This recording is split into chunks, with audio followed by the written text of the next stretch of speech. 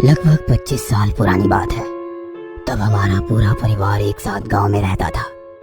गांव में हमारे दादाजी का चालू किया हुआ छोटा सा पकौड़ी चाय सब्जी का होटल था। उसमें बीड़ी तंबाकू भी रखते थे बेचने के लिए। होटल वैसे अच्छा चलता था, पर कुछ दिनों से परप्रांतियों ने ज्यादा पैसे लगाकर 2-3 नए होटल खोले थे। हमारा धंधा कम हो गया था। कभी कभी लगता था कि अब धंधा बंद करके नौकरी करनी चाहिए, पर खानदानी धंधा होने के कारण उसे बंद करने का मन ही नहीं होता था। आखिर मैंने गांव के बाहर और एक होटल खोलने का निर्णय लिया। बहुत ढूंढने के बाद भी मुझे कोई अच्छी जगह नहीं मिल रही थी। वहीं गांव के बाहर खेत वाले रास्ते के नजदीक कुएं के पास वाली जगह मुझे पसंद आई। पहले वहां कुएं के पास कोई छोटा सा होटल था। वह होटल बहुत चलता था, पर कई सालों से वह बंद था।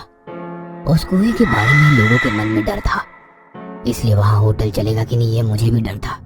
पहले गांव में नल नहीं थे, तो लोग उसी कुएं का पानी पीने के लिए, कपड़े धोने और जानवरों को पिलाने के लिए इस्तेमाल करते थे। पर कुछ साल पहले एक सुशिक्षित आदमी का शव उस कुएं से पुल के ऊपर आया था।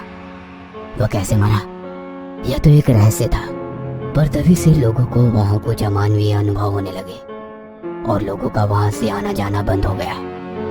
इसी बात के कारण मुझे भी मेरे घर वालों का विरोध था, पर मैंने वहां पुराने होटल में ही कुएं के पास नया होटल शुरू किया। नया होटल गांव के बाहर जिस जगह पर था, वहां खेत नजदीक होने के कारण सुबह वहां लोगों की बहुत भीड़ होती थी। खेत जाने वाले लोग मजदूर सब आते थे, पर शायद कुएं के डर के कारण होटल में उतनी भीड़ नहीं होती थी और शाम के 6 बजने के बाद कोई वहां से गुजरता नहीं था। कुएं के पास बहुत घास पेड़ बढ़ने के कारण कोई उस कुएं का पानी इस्तेमाल नहीं करता था। मैंने 2 आदमी लगाकर उन पेड़ों को साफ करवाया। मुझे कुएं के पास जाने में डर नहीं लगता था। कुएं में कई मछलियां और कछुए थे। दोपहर के समय कुएं के पास बहुत ठंडा महसूस होता था। मैं अक्सर वहां जाता था और मछलियों के खेलने का मजा लेता था। आजकल मुझे उन मछलियों और कछुओं से काफी लगाव हो चुका था। मैं अक्सर उनके लिए पाव ब्रेड के टुकड़े ले जाता था। मुझे जैसे कुएं के पास जाना अच्छा लगता, वैसे ही एक और आदमी रात के 8 बजे के आसपास कुएं के पास दिखाई देता। कभी कभी वो मेरे होटल से कुछ ना कुछ खाने के लिए ले जाता था। कोई गांव का ही होगा, मैंने कभी ध्यान नहीं दिया। और फिर मैं भी रात को होटल में ही सोने लगा, क्योंकि मुझे सुबह जल्दी होटल शुरू करने में आसानी होती थी। पर अमावस और पूर्णिमा को होटल बंद करता था। अगली सुबह 8 बजे होटल खोलता। ऐसे ही दिन बीतते गए और धीरे धीरे मेरा धंधा बढ़ने लगा। एक दिन अमावस थी, पर मुझे याद नहीं था और मैंने होटल शुरू किया। सारी खाने की चीजें बनकर तैयार थी। अब बस ग्राहक का इंतजार था। शाम के 5 बज चुके थे। अब तक 1-2 ग्राहक आ चुके थे।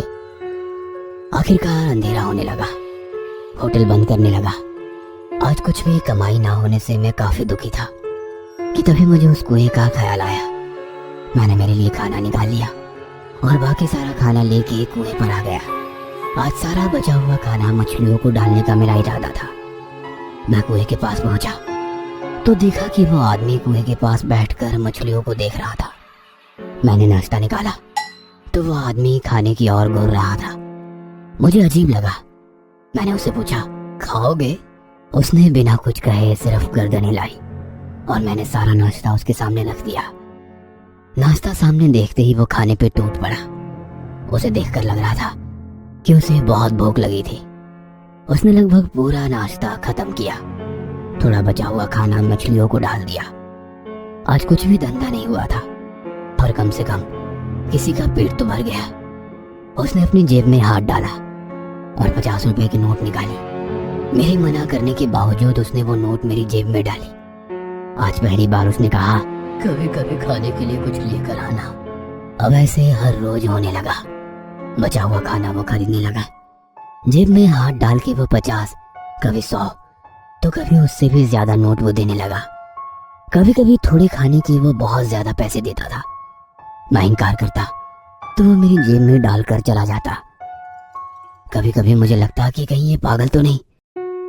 अब दिन भर कोई ग्राहक ना भी आए तो भी चलता था, क्योंकि वो आदमी रात को सारा खाना खरीद लेता था। कुछ दिनों से मैं जानबूझकर तिगुना खाना बनाने लगा, क्योंकि कुछ बचने का डर ही नहीं था। अब हमारा पुराना होटल जो गांव में था वो भी अच्छे से चलने लगा। धीरे धीरे मैंने बहुत पैसे कमाए। उसी से पुराने होटल को बड़ा और बेहतर बनाया। उसमें बाहर गांव से आने वाले लोगों के लिए रहने की सुविधा भी थी, इसलिए वहां ग्राहकों की यातायात बढ़ने लगी और इसी वजह से पुराने होटल का काम काज बढ़ने लगा और मेरे ध्यान कुएं के पास वाले होटल से कम हो गया। पर फिर भी मैं हर रात उस आदमी के लिए नाश्ता लेकर जाता था। कभी कभी वहां से गुजरने वाले लोग मुझे देखकर हंसते थे, कुछ हाथ से इशारे करते हुए एक दूसरे से बातें करते थे, पर मैंने कभी ध्यान नहीं दिया। वो ऐसे क्यों कर रहे हैं मुझे पता नहीं था, पर कभी कभी गांव में ऐसी चर्चा होती थी, ये अकेला उस कुएं पर बैठे बातें करता है, ये पागल हो गया है। ऐसे ही दिन बीतते गए। अब होटल में मेरा बिल्कुल ध्यान नहीं था। हर सुबह मैं नाश्ता बनाकर कुएं के पास बैठ जाता। शाम को वो नाश्ता उस आदमी को देता था। आजकल वो आदमी सुबह ही आने लगा था। दिवाली का त्योहार नजदीक था। मिठाई के बड़े बड़े ऑर्डर गांव की दुकान में आने लगे। नया दुकान होने की वजह से मैं दुकान संभालने में पूरी तरह उलझा हुआ था। 2-3 दिनों से नए होटल पर भी जा नहीं सका। अचानक दिवाली अमावस के दिन मुझे याद आया कि 2-3 दिनों से मैं उस कुएं वाले होटल पर भी नहीं गया। वो बेचारा भूखा होगा। रात के 8 बजे थे। मैं तुरंत कुएं वाले होटल की ओर निकल पड़ा। वहां पहुंचते ही मैंने देखा कि वो आदमी मेरा ही इंतजार करते हुए कुएं के पास बैठा था। मुझे देखकर उसने गुस्से में कहा, क्या भाई साहब, इतने दिन बाद आए? हाँ, इतने दिनों से मैं और मेरी मछलियाँ भूखे रह गए। वो देखो, भूख के मारे तड़प कर मर गई वो मछलियाँ। तुम्हें इतनी मदद की, साल भर में तुम्हारा होटल कारोबार बढ़ गया और इसके बदले हमें भूखा रखा। देखो उन मछलियों को, तुम्हें इसकी सजा भुगतनी पड़ेगी। उसकी यही बातें सुनते ही मैं उन मछलियों को देखने लगा। अचानक मेरे सीने में दर्द उठा और मैं कुएं में गिर गया। ऐसे में कितनी देर पानी में पड़ा रहा पता नहीं। मुझे किसी ने बाहर निकाला। मैं कुएं पर बैठा हुआ था। मैंने यहाँ वहां देखा, पर उस आदमी का कुछ अता पता नहीं था। सामने मेरे होटल के बाहर बहुत भीड़ थी। सब लोग आपस में कुछ बातें कर रहे थे। मुझ पर किसी का ध्यान ही नहीं था। मुझे लगा होटल में चोरी तो नहीं हुई होगी। भीड़ में से रास्ता निकालते हुए मैं आगे बढ़ने लगा। आखिर मैं अंदर पहुंच गया और देखा कि एक भीगा हुआ आदमी पेट के बल लेटा हुआ था। आजू बाजू के लोग बातें कर रहे थे। एक आदमी ने कहा, मुझे लगता है पैर फिसल कर कुएं में गिर गया होगा। कल अमावस की रात थी ना, वहाँ ऐसी घटनाएं होती है। अरे शव फूल के ऊपर तैर रहा था, रामू ने देखा। मैंने उनमें से एक आदमी से पूछा, अपने गांव का ही आदमी था क्या? पर मेरे सवाल का किसी ने जवाब नहीं दिया। मुझे ये बात बहुत अपमानित लगी। आज गांव में मेरे जितना बड़ा आदमी कोई नहीं। 2 होटल, बहुत सारी जमीनें, गांव के बाहर एक होटल, ये सब मैंने 1 साल के अंदर बड़ी मेहनत से कमाया। किसी की औकात नहीं मेरे सामने, और ये मुझे अनसुना कर रहे हैं। देख लूंगा सबको।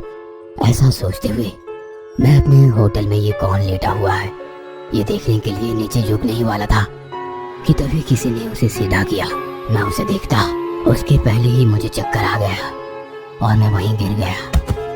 रात के 8 बज चुके होंगे। ठंड की वजह से मेरी आंखें खुली। आजू बाजू देखा तो मैं वहीं कुएं पर था और वो आदमी मेरे सामने बैठा हुआ था। मेरी तरफ हंसते हुए वो बोला, सब कुछ ठीक है ना? हाँ, सब ठीक है। इस पर उसने मुझसे कहा, मेरा काम हो गया, अब मैं चलता हूँ। अब ये होटल फिर से चालू हो जाए तो तुम इन मछलियों को खाना देना। ऐसा कहते हुए वो वहां से गायब हो गया। वो क्या बोल रहा था पहले मुझे समझ नहीं आया, इसलिए मैंने उसे बहुत आवाज लगाई, पर वो नहीं आया। वहां मैं अकेला बैठा हुआ था। रात के 9 बज चुके थे। मैंने सुबह की वो सारी घटनाओं को याद किया। तभी मुझे याद आया कि एक आदमी ने उस लेटे हुए आदमी को सीधा किया। वो आदमी कुछ मेरे जैसा ही दिख रहा था। ये कैसे मुमकिन है? मैं तो यहाँ हूँ। ये सब सोच के मुझे फिर से चक्कर सा आने लगा। मेरे सीने में दर्द होने लगा और मैं फिर से उस कुएं में गिर गया। तभी से मैं यही कुएं में हूँ। राह देख रहा हूँ आप में से कोई अमावस की रात को इन मछलियों के लिए खाना लेकर आएगा और मैं यहाँ से मुक्त हो जाऊंगा।